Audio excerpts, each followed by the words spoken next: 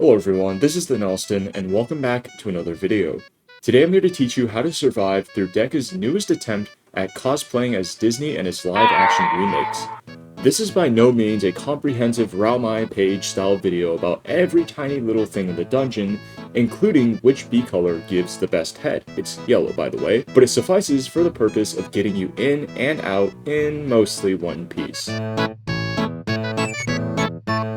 First, let's talk about why you'd even want to do this dungeon at all.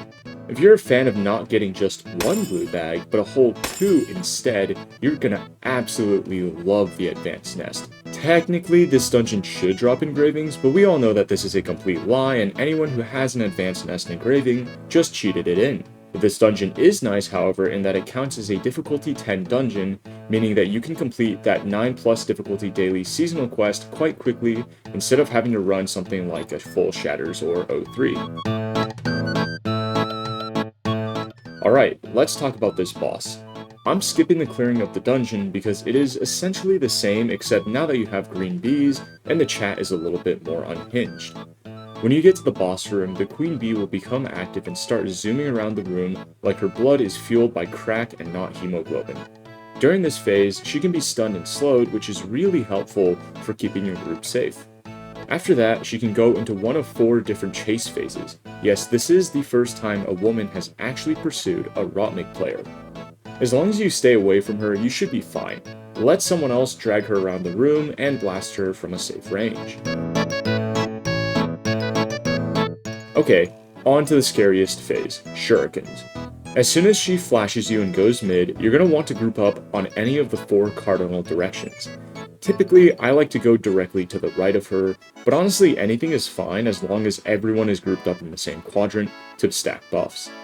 The boss will shoot out 4 types of shots in the following pattern: blue quiets to the right, red armor breaks to the left, yellow paralyzes to the right, and green sickens to the left.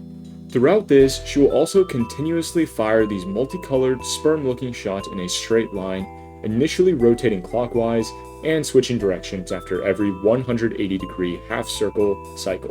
While most people will tell you to tank reds and blues over yellows and greens, I personally advise you to just dodge everything unless you're a fucking noob. Jokes aside, the most important shot to dodge really depends on your class.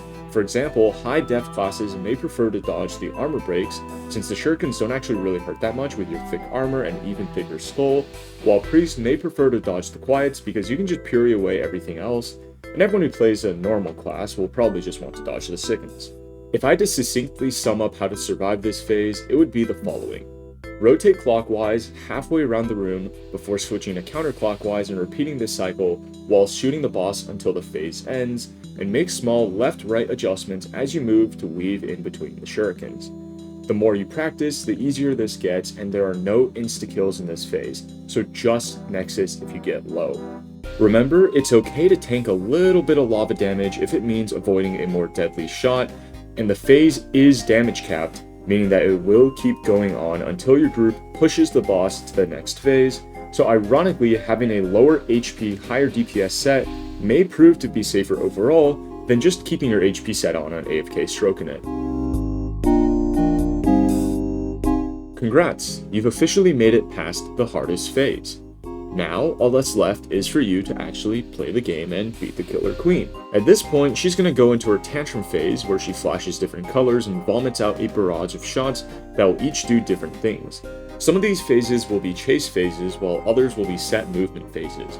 After your group, and potentially you, have done enough, she will go into a modified stingers phase, where instead of just having 2 cones of stingers, she will fire 3.